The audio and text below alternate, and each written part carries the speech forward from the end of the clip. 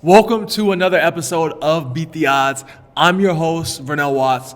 First and foremost, this podcast is sponsored by Fortune 800 for all of your credit needs.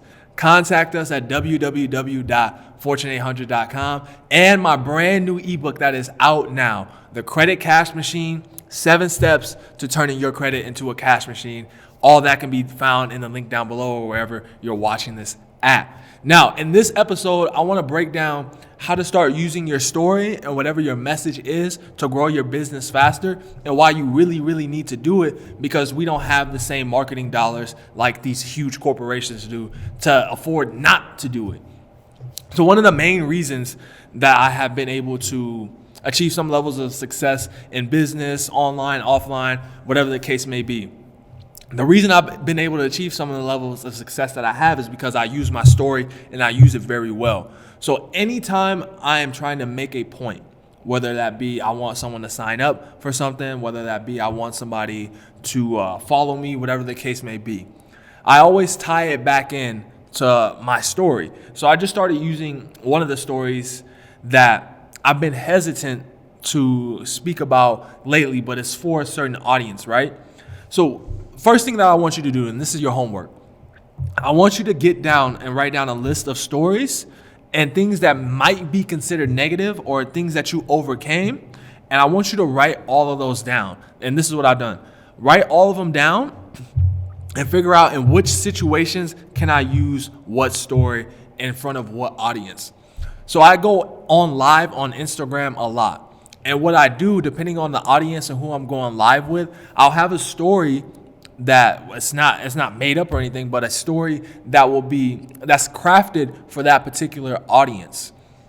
So a lot of the times I'll get on a podcast, or I'll get on some kind of live video in front of, let's say for instance, Christian entrepreneurs or female Christian entrepreneurs, right? In that, I'll talk a lot about how my mom, she worked really hard and got us pretty much out of the hood, got us out of our situation by working hard, and she was a single mother. And I talk about my story growing up because I know a lot of them are in that situation currently. So now they're able to be like, okay, I can relate to this guy, I can trust him.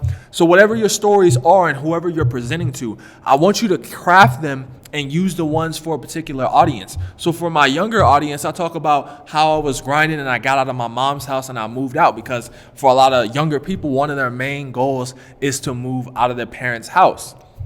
I talk about the story on how I did it, overcame the obstacles, and then whatever it is that I'm offering, or whatever it is that however I'm speaking, whatever media channel it is, I either tell them to go buy, I tell them to subscribe to my podcast, go get my free guide, whatever it is. But using your story, you see, like these huge corporations and these companies, they can afford to just throw marketing dollars and just throw it at the wall and see whatever sticks.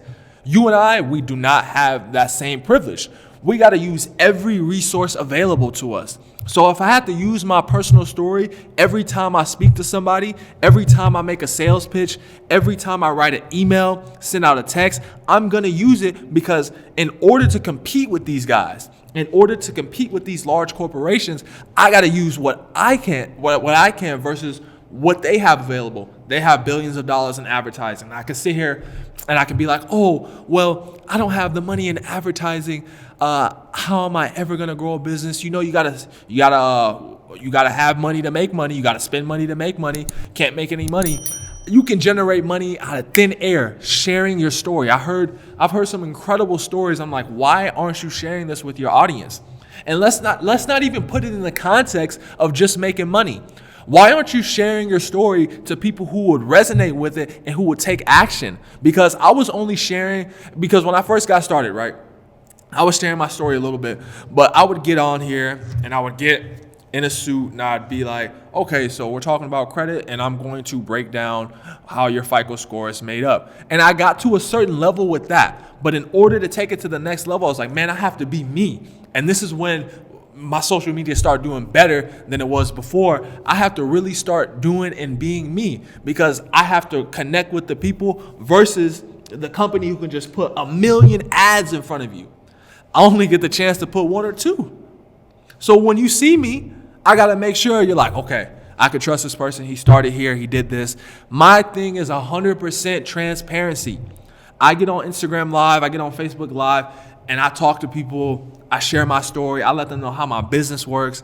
I let them know how many businesses that I run, my trials, my tribulations. Like one of the stories that I share in relation to my brand new ebook, The Credit Cash Machine, is the fact that I was $30,000 in debt during a pandemic with no job, no business, no product, nothing. I didn't have anything, but I overcame and I figured out ways to start monetizing my credit so I can get out of my situation. And I shared all the different strategies that I used in order to achieve this. And you can do the same thing for your business. What is it that you're promoting? Are you in hair? Are you in skincare, fitness? What type of story or what origin story or what trials and tribulation story would resonate with someone? Let's say you were in fitness and there was a point in time where you were out of shape. There was a point in time where you had a poor diet, but you overcame it doing X, Y, Z. And you now share the blueprint in your brand new program, in your brand new ebook, whatever the case may be. Use that because you want to use every advantage available to you.